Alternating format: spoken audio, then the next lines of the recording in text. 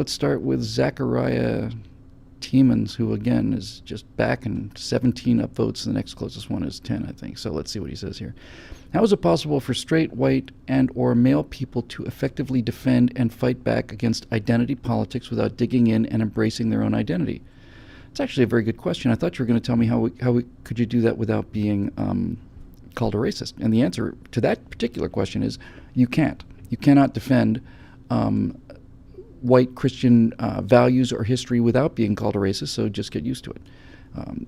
Formerly being called a racist made everybody shut up. Once you realize that they call you a racist no matter what you say or do, then it loses its power.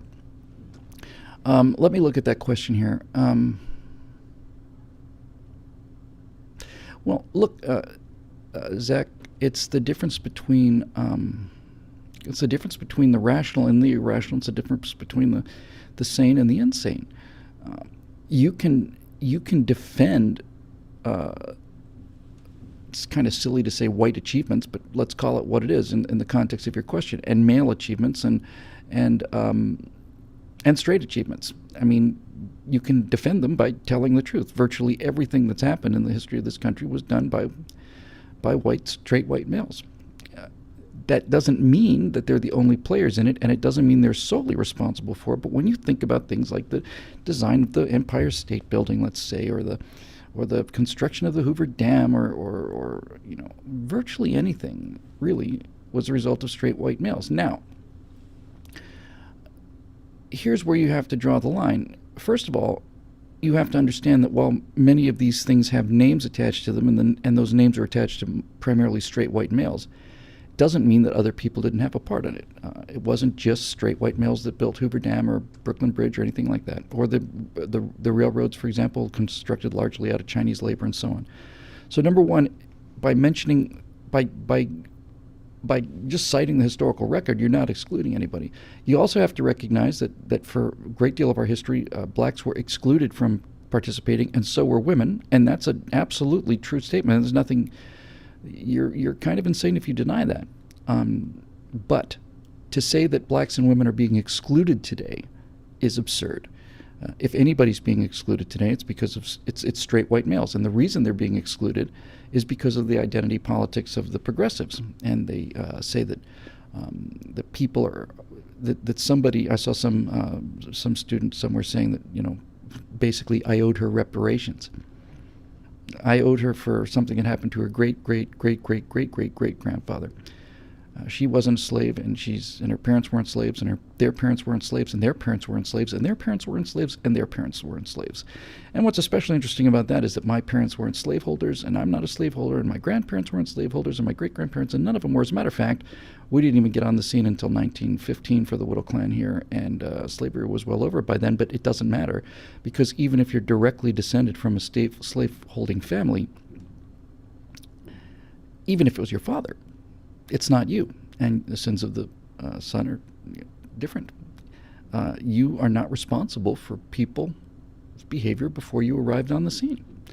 Now, one of the things that they like to say is that we still suffer, that white people still continue to get the benefits of our privilege. That even though slavery ended 150 years ago, we continue to still reap the benefits of slavery. That's patently false. You have to know a little history here.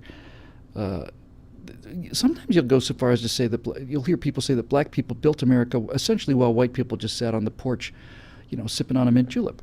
And that ain't exactly it, because you can make the case, I think fairly compellingly, that you could never have had the Southern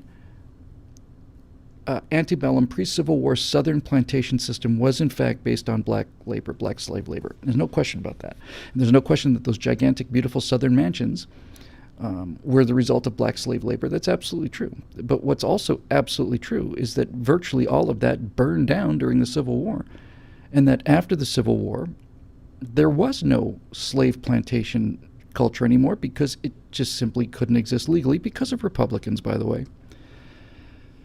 So everything that's built, everything you see now is essentially post-Civil War. I know that sounds like an odd thing to say, but it's really true. The entire Southern economy now, where there used to be slaves in the South, is now and has been completely post-slavery, post-Civil War.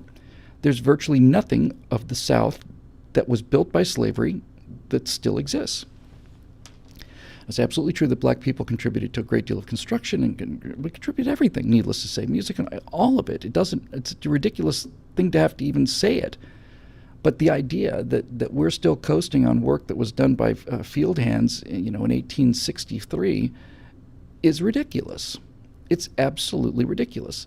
And it's all part of a couple things, Zach. What they're really trying to do here, you got to really, I guess maybe to answer your question about how do you do this without getting into white identity politics and all that poison, is to simply say this. First of all, you've got to use this as a defense, not an attack. Because it's not accurate to say that that America was built exclusively by white people. It's ridiculous. It's obviously false. It's completely false. Blacks have contributed enormously. Hispanics have contributed enormously. Asians enormously. And by the way, when we first started having these arguments, we were talking about, when these kind of arguments first came up, that we're seeing now with the alt-right, we were talking about people who'd been in America for 20, 30, 50 years, mostly of English descent, claiming that the Irish were unfit racially to be here, and that the Germans were, and the Italians were, and all the rest. So I hear it. I hear this kind of thing all the time. I think, Zechariah, I think my best advice to you would be the advice I try to keep for myself all the time, and that's this. Stay on the truth. Just stay where the truth is. Stay where the provable truth is, and truth is your defense.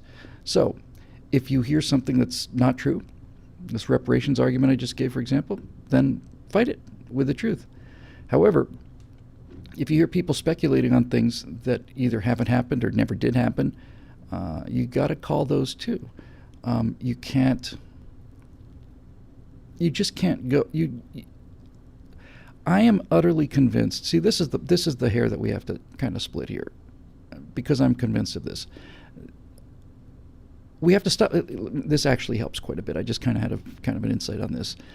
We've got to stop thinking of America as composed of blacks and whites and Hispanics and Asians and Germans and French, and well, not many French, unfortunately, and all the rest. We have to stop thinking of us that way, because this is not some kumbaya kind of a reason. There's a practical good reason for not thinking about the United States as a collection of different races, because there's a much better way to think about the United States, and that is this. The United States has been historically comprised of people who from all over the world have risked their lives, their property, their families, and everything to come here and take the risk to come to America. That's the one thing we actually have in common. And I've said this before, and I think it's absolutely true. If you took my grandfather, who came here in 1915, and stood him next to a person from China who came here in 1915, and a person from Kenya who came here in 1915, and a person from Spain who came here from 1915, my English grandfather would have more in common with those new Americans than he did with the people he left, because if he hadn't, he wouldn't have left. Everybody that came here to be new people, and that's why America works. The melting pot works. We are, in fact, strengthened by the diversity of our backgrounds and the diversity of our experiences and the diversity of our cultures. We're strengthened by the diversity of them coming into the system, but we are grossly weakened by trying to maintain that diversity coming out of the melting pot. In other words, the melting pot is a proven system that works. And not only works, it's a proven system to be the best engine for creation of wealth and comfort and prosperity and security in the history of the world. So I guess to close this argument, I think the ground you have to stand on is this. The American success story is composed of people who took extraordinary risks to come to America and to start a new life. That's the thing we have in common. And those people are of all different colors from all different places. You can have historical debates about who created what, who invented what, and all the rest of it, but that's not the same as saying that this is a completely, everything in America is built by blacks or by whites. It's built by Americans. It's been built by Americans, and the melting pot is the problem. the retreat from the melting pot, rather, is the problem. When people came to America, they became new people. That's what the whole melting pot is. We've got some Italian in there, throw it in. We've got some Greek in there, chuck it in, melt it all down, and now we've got something that's an alloy that's stronger than any one of the individual elements. But they're all Americans. It's not like Greek Americans or African Americans. It's just nonsense. So just stick to the truth, Zechariah, and realize that when you talk about people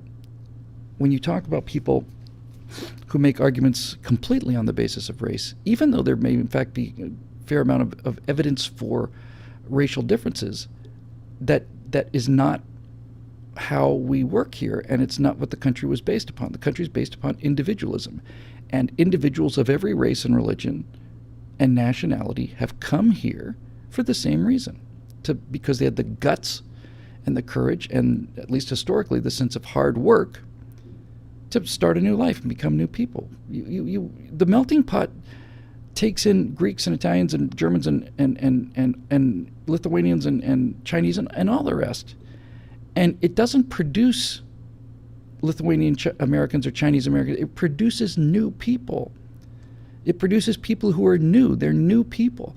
And people, theoretically anyway, if they had this gigantic blood feud between, let's say, the Muslims and the Hindus, if you have a Pakistani store and you have an Indian restaurant right next to each other in America, you have to leave that crap behind. Sorry, you don't get to bring that here. That's not what comes with you. You can bring Indian food. You can bring Pakistani food. Lovely, wonderful, fantastic. And you can speak Hindi or whatever the language is of those strange foreign people. You can speak German, Italian, whatever, at home. That's fine. You can speak it in public if you want to. That's fine too. But you can't expect the rest of the country to accommodate your incoming language. The language of this country is English, and that's why it works. That's part of the melting pot. Blah, blah, blah, blah, blah. Anyway, that's pretty much all I got to say about that.